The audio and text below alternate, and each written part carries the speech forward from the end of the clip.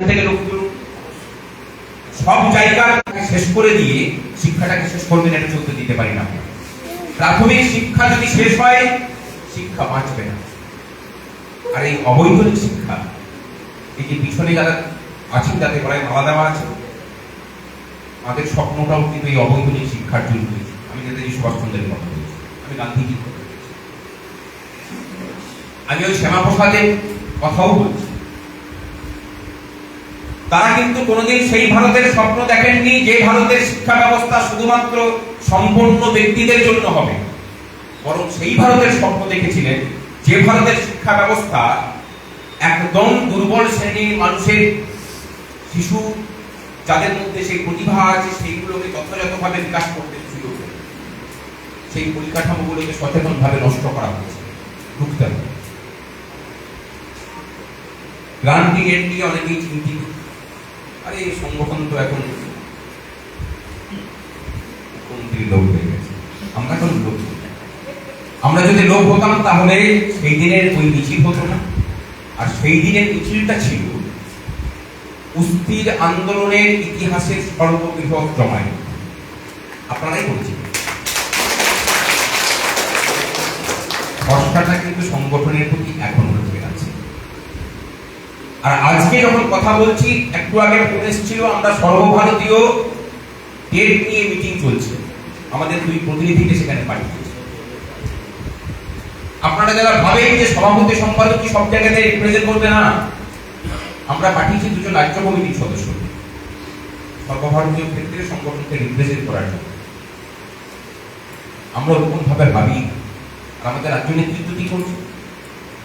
রাজ্য সম্পাদক একজন একটা চক্রের সম্মেলনে এসেছেন, উপস্থিত হতে না কি চক্র সম্মেলন রাজ্যের প্রেক্ষিতে যদি ধরেন, তার ছোট একটা বিষয়, ওটা অনেক বেশি গুরুত্বপূর্ণ। রাজ্যের সহ সম্পাদক, সভাপতি, তারা প্রত্যেকেই কোথাও না কোথাও চক্র অথবা মহকুমা সম্মেলনে আছেন আজকে। কারণ আমরা জানি এখানে যারা বসে আছে তাদের মধ্যে থেকেও দুজনকে যদি আমরা দিল্লিতে পাঠাতাম, আপনারাও যথাযথভাবে আমাদের মতো করেই ওই ব্যাপারটাকে রিপ্রেজেন্ট করতে পারবেন। এটাই হচ্ছে উক্তা সংগঠনের মত। সর্বোচ্চ নেতৃত্বের সাথে সাধারণ সদস্যদের কোনো তফাৎ নেই। যে কথাটা বিনয় বলে গেল, এই চক্র কমিটিকে অনুরোধ করবো যে কাংসা 1 এবং কাংসা 2 চক্র কমিটি একসাথে যৌথভাবে ভিডিওকে ধরুন, ধরে পড়ে বলুন, লিস্ট নিয়ে বসুন, জনগণনার কাজে কাকে কোথায় ডিউটি দিচ্ছেন সেটা দেখা হবে। কাজটা খুব কঠিন কিছু নয়, খুব বেশি সময়ও লাগবে না। চলুন একটা চেষ্টা করি, স্কুলটাকে সচল রেখে আমরা কাজটা করি। জনগণনার কাজ কিন্তু আমি এমনি এমনি বলিনি, 2010 আমরা করে এসেছি। এবং আমি যখন করেছি, আমার স্কুলটা ছিল বাড়ি থেকে 70 কিলোমিটার দূরে। এবং এটাও বলি, ক্লাস ক্ষতি না করেই কিন্তু কাজটা করেছি, প্রতিদিন যাতায়াত। সুতরাং জানি এটা হওয়া সম্ভব। স্কুলের জায়গাতে ডিউটি দিতে হবে, প্রথম প্রায়োরিটি। যদি না হয় তার বাড়ির কাজ, যাতে করে সে দিনদার কাজ করে কাজটা করে নিতে পারে। তাতেও যদি সংকুলান না হয়, তাহলে নিকটবর্তী জায়গা থেকে, মানে 3টে জায়গাটার মধ্যে অসীম দূরত্ব সেরকম করে দেবেন না। যদি না শোনে বলে আসবে যে মামলা হচ্ছে, বুঝে দেবে। আর একটা তথ্য চক্র কমিটি ইমিডিয়েটলি দিন যে আপনাদের স্কুলগুলোতে যেটা চাই, কতজন শিক্ষক, কতজন স্টুডেন্ট, কটা ক্লাস, কতজনকে ডিউটি দেওয়া হয়েছে, কতজনকে স্কুলের এরিয়াতে দেওয়া হয়েছে, কতজন বাইরে দেওয়া হয়েছে, মামলার জন্য লাগবে। নোশনাল ইফেক্টের মামলাও আমরা জিতব। পরিস্থিতিটা ঠিক নেই, সেটা ক্যামেরা অফ হলে বলবো যে পরিস্থিতি এটি খারাপ আছে। আর গ্রান্টি এটার অর্ডারও দেবে। নিশ্চিত থাকুন, কর্মচারীরা দয়ার ভিক্ষার পাত্র নয়। একটা করে সমাধান তো আমরা করছি।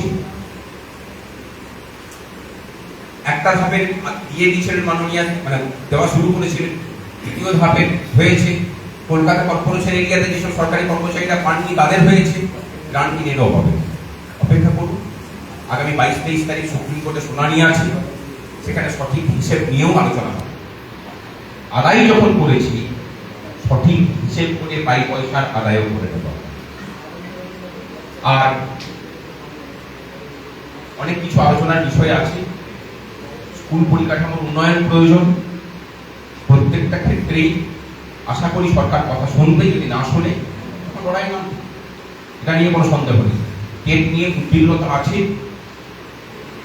আমার মনে হয় যে টেটের ঝুঁকি, সেই ঝুঁকি কাটিয়ে উঠে শিক্ষককে নির্ভয় করতে, মানে অভয়দানের কাজ এই সংগঠন করতে পারে। শিক্ষক শিক্ষিকাদের WBHS নিয়েও কিন্তু আমরা কথা বলেছি, সরকারি বৈঠকে মুখ্যমন্ত্রীকেই বলেছি। দেখা যাক কি হয়, তার জন্য লড়াই। আর সারপ্লাস অ্যাডজাস্টমেন্ট নিয়ে যেটা হয়েছে, সেদিন ফেসবুক লাইভ করে যেটা বলেছি তার বাইরে কিছু বলা নেই। যা নিয়ম ছিল কারোর প্রতি অন্যায় হতে দেবো না। এখানে জুনিয়র শিক্ষকদের মনে হচ্ছে সংগঠন সিনিয়র শিক্ষকদের স্বার্থ রক্ষা করছে। জীবনানন্দের একটা কবিতা ছিল, হে প্রকার পিতামহী আমিও একদিন হব। সিনিয়র কিন্তু আপনিও একদিন হবেন। আমরাও যখন ঢুকেছিলাম তখন আমরাও জুনিয়র ছিলাম। এখন সিনিয়র হয়েছে কিনা বলতে পারবো না, কিন্তু চাকরির বয়স অনেক হয়ে গেছে। না, আমি মনে করি না, কারণ প্রথম দিন যে উন্মাদনা নিয়ে স্কুলে যেতাম এখনো ঢুকলে পরে সেই উন্মাদনা নিয়েই যাই, কোনো ক্লান্তি নেই। আমি ব্যক্তিগত অভিজ্ঞতা থেকে, আমার সাথে কাজ করেছে অরূপ আছে, বলতে পারবে যে কেমন ভাবে কাজ করি। অনেকেই আমার কাজ জানে। আমি এই সংগঠন হওয়ার আগেও এই এলাকাতে পরিচিত ছিলাম। বলছি গোটা এলাকা আমাকে চেনে, ওই শিক্ষক চেনে। হ্যাঁ, বাপি বলতে পারবে। শুধু এইটুকুই বলার যে প্রবল তৃণমূলের আমলে, তৃণমূলের বিরুদ্ধে লড়াই করে আমি ভবনীতে নাট্য উৎসব করেছিলাম। আমি একা ছিলাম, গোটা পশ্চিম বর্ধমানে তৃণমূল পার্টি আমার বিরুদ্ধে দাঁড়িয়েছে। খুব সাকসেসফুলি নাট্য উৎসব হয়েছিল স্কুলে। রুদ্রপ্রসাদ সেনগুপ্তের মতো লোক এসেছিল। 5 দিনের হয়েছিল নাট্য উৎসব।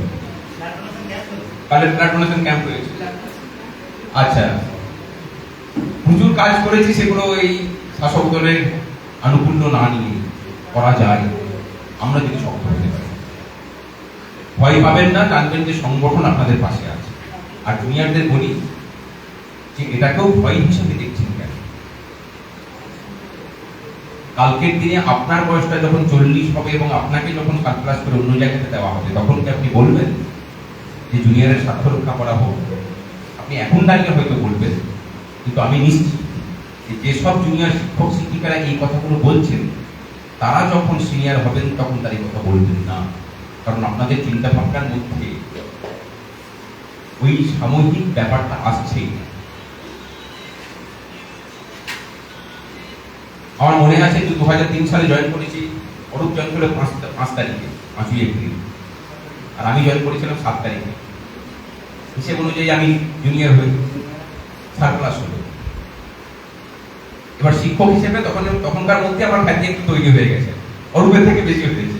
যদিও আমি মনে করি আমার থেকে ভালো, মানে ব্যক্তিগত ভাবে মনে করি।